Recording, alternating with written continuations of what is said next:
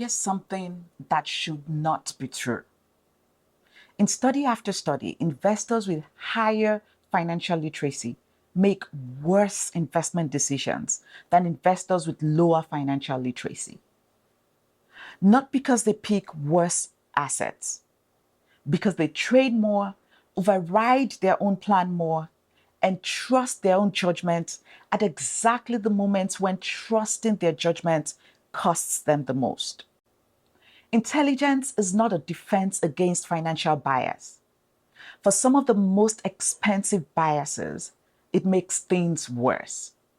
Today, I'm going to walk you through 5 specific cognitive biases that hit high earners hardest, the documented dollar cost of each one, and why the most effective strategy you can build is one that removes your intelligence from the decision entirely.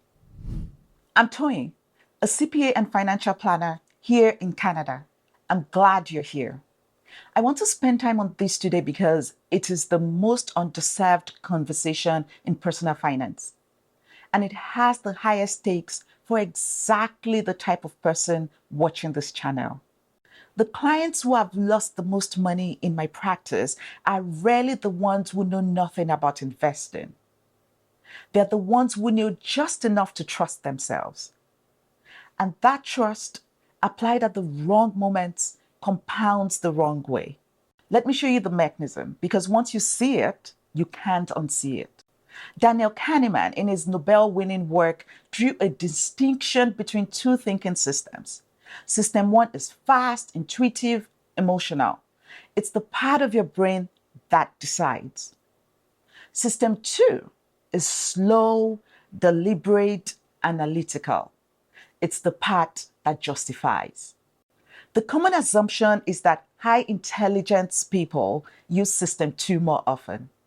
The research finding is the opposite.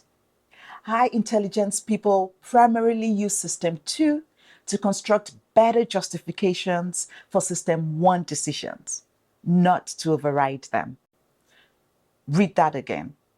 Your intelligence doesn't prevent you from making emotional financial decisions. It makes you better at explaining why they were rational after the fact. That's not the same thing. And the difference between those 2 things over 30 years has a very specific dollar amount attached to it. Let me show you the 5 biases where this gap shows up most expensively. Bias number 1, overconfidence.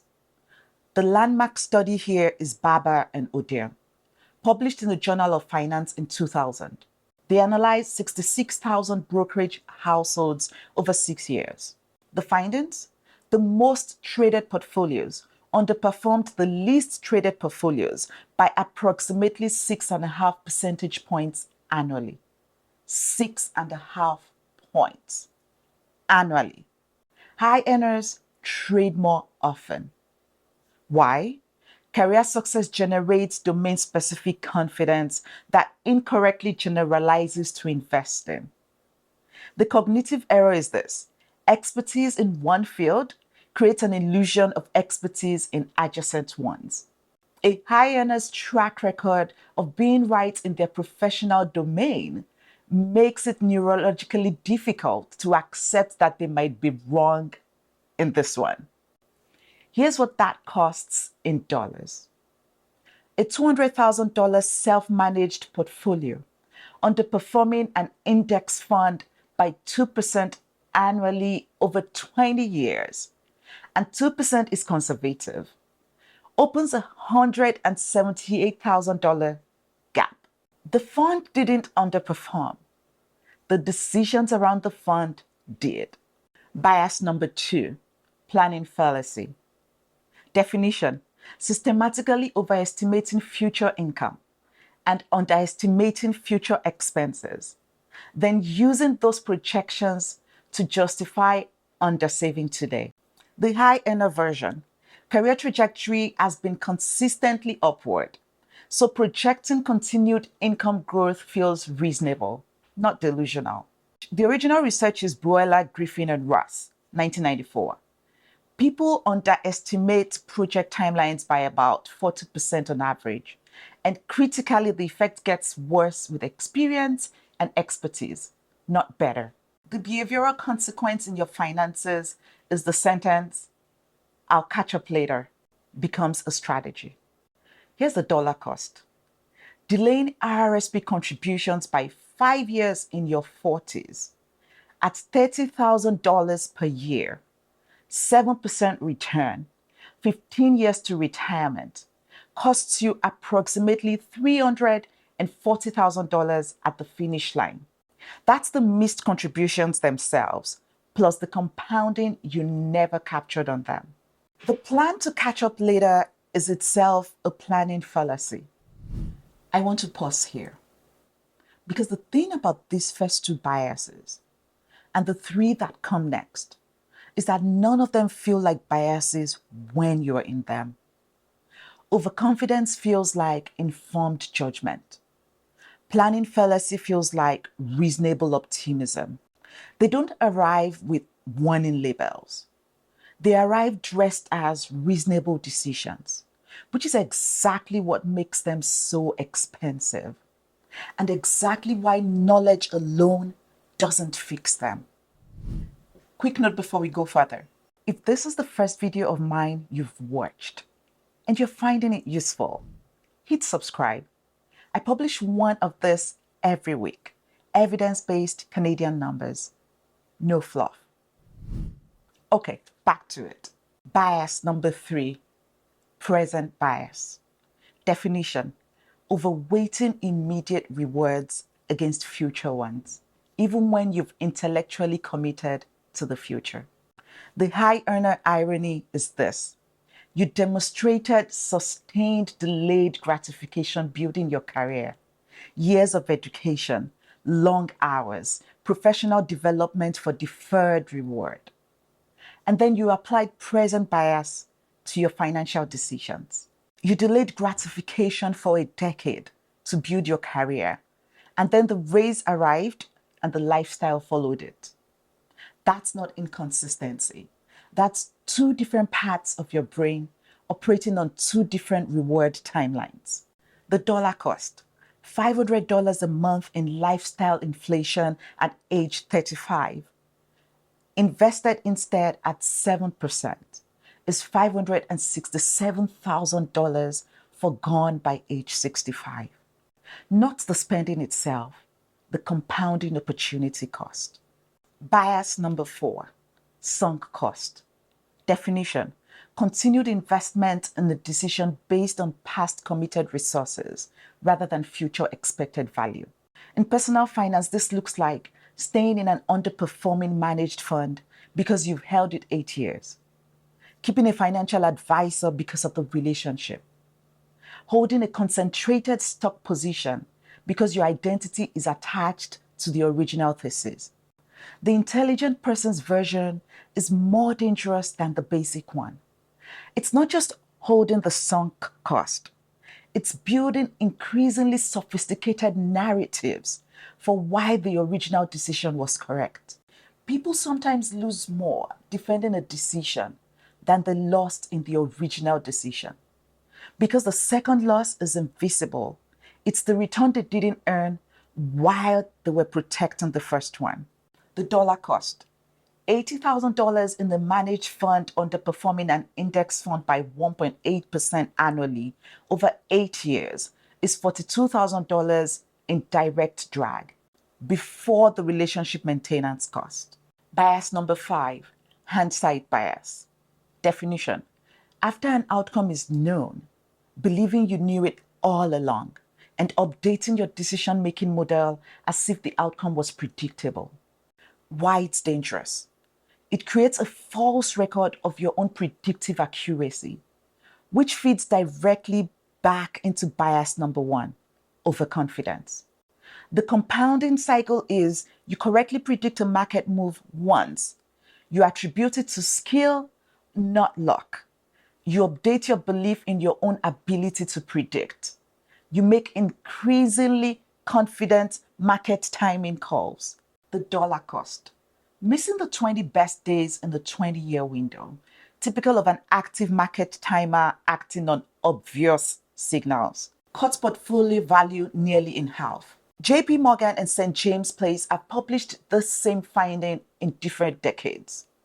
On $300,000, that's roughly $340,000 in foregone value.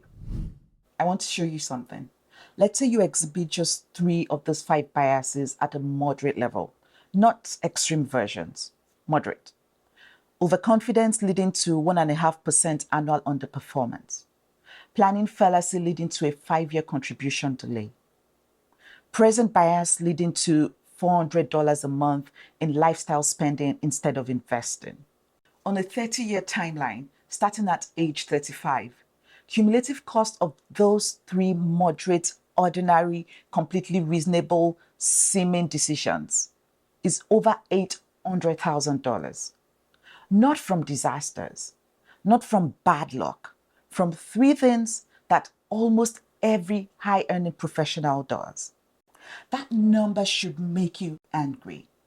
Not at yourself, at the fact that nobody teaches this. Let me show you what this looks like. We'll call the person James. James is an engineer with an MBA, $190,000 a year. This is a scenario after 7 years of self-managed investing. Year 1 through 3, overconfidence, is switched from index funds to individual stocks and sector funds. Underperformed by about 2.1% annually. Didn't notice the market was broadly up. Year 4, planning fallacy. He didn't maximize his RRSP because the promotion is coming. The promotion arrived. The lifestyle followed it immediately. Years 5 and 6, present bias. New car, larger renovation than planned.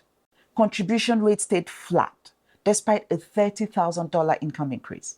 Year 7, sunk cost. He held an underperforming energy sector position because I've held it this long. He had a refreshed narrative for why the long-term thesis was still intact. The sector continued to underperform. Year 7 concurrently. Hindsight bias. He remembered selling tech stocks before a correction in year 3 as reading the market. He used that memory to justify a large cash position ahead of a strong bull run. James' 7-year annualized return, 4.8%. The equivalent index fund over the same period, 9%. On a $400,000 portfolio, that's a $247,000 gap generated by 5 moderate, ordinary, completely human decisions. None of them dramatic, none of them reckless, all of them expensive. Here's what the evidence actually says about this. The best protection against these 5 biases is not more financial knowledge. If knowledge cured them, James would have been immune. He had an MBA and a 200-page investment journal. The protection is structure, a structure that makes the bias irrelevant, automation that removes the timing decision, rules written when you're calm that govern your behavior when you're not. The evidence consistently shows that the best performing retail investors are not the most sophisticated ones. They are the ones who make the fewest active decisions.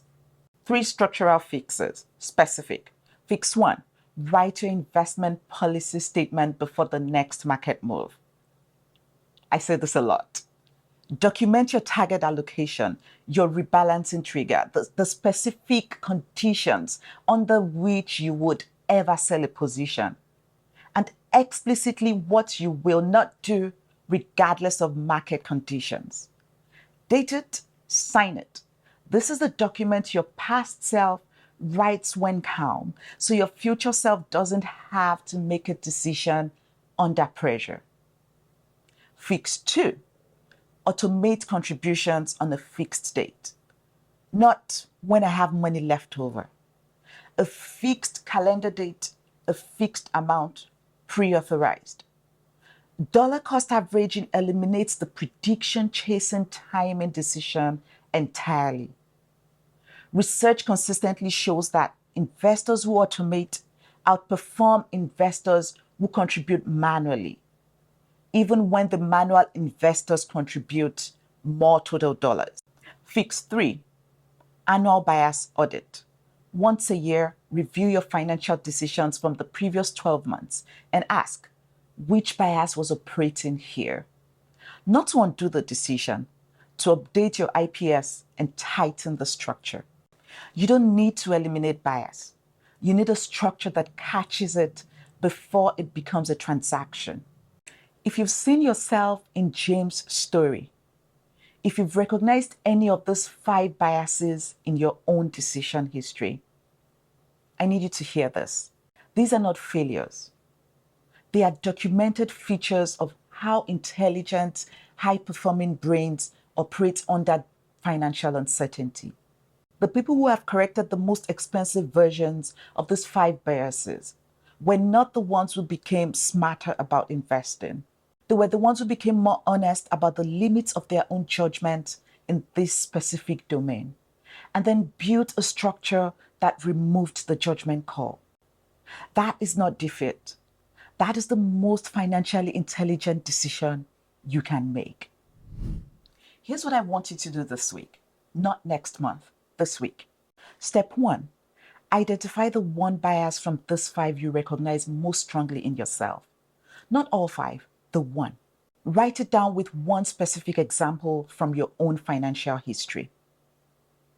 Step 2, pull your investment return from the last 5 years and compare it to the equivalent index fund return over the same period. Calculate the dollar gap. Give that number a face. That number is your reason to build the structure. Step 3, write the first sentence of your investment policy statement. I will not sell any position unless... Finish the sentence. That's your starting point. Everything else gets built from there. If any of this surfaced anxiety about whether you're on track despite the mistakes, watch this video next. It addresses exactly that. Subscribe if you want one of this every week. I'll see you in the next video.